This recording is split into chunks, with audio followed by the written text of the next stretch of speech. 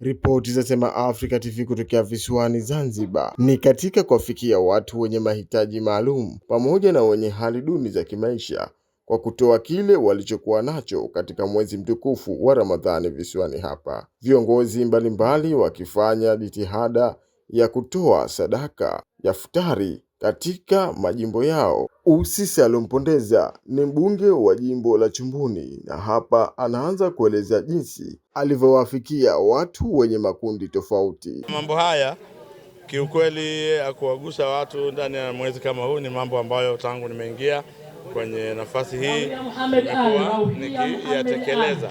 Kwa hiyo na jambo jingine ambalo tunalifanya basi ni kuona serikali yetu inahimiza mambo haya yafanyike, na mwenyewe kiongozi wetu Dr. Hussein Ali Hassan Mwinyi amekuwa akisisitiza sana sisi ambao tuna nafasi au viongozi basi tunapaswa tuyafanye haya ambayo tunayafanya. Jambo la mwanzo ambalo serikali imefanya, ina wizara yake, walemavu wana waziri wao, wana katibu wao.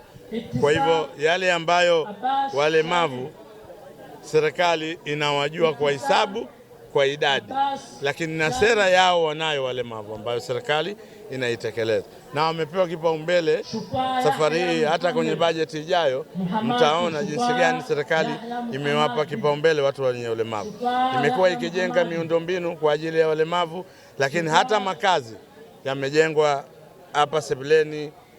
Kuna majengo yapo mapya yamejengwa, Uelezo yanajengwa, Pemba katika maeneo ya Limbani yanajengwa kwa ajili ya wazee na walemavu. Kwa hivyo serikali haijawaacha walemavu, iko nao na ina sera maalum, na ndio maana ina mpaka waziri wake ambaye anashughulikia walemavu. Kwa hivyo serikali inaenda nao sambamba, na sisi pia ndani ya jimbo letu la Chumbuni tumekuwa tunaenda nao sambamba. Jumbe wangu mimi siku zote nimekuwa nikisema hawa wenye ulemavu na sisi ni sawa sawa, isipokuwa Mwenyezi Mungu ametuumba kwa kila mmoja na kadari yake alivyo.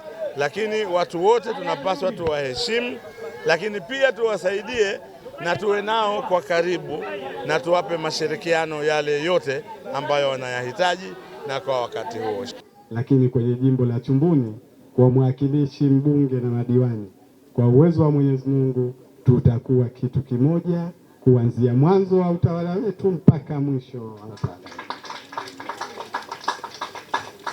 Lakini kwa sababu sisi wenyewe viongozi tumeshajidhatiti kwenye hilo kuhakikisha tunakuwa katika kitu kimoja, tuwaombe na nyinyi sasa, wananchi wetu, wale ambao wana tofauti zao au wamekwaruzana au kukosana kwa namna moja ama nyingine, kupitia mwezi huu mtukufu wa Ramadhani, mwezi ambao una faida tatu za kusamehewa, kuachwa huru na moto, lakini pia kuna na lile la mwisho ambalo mtalimaliza nyinyi.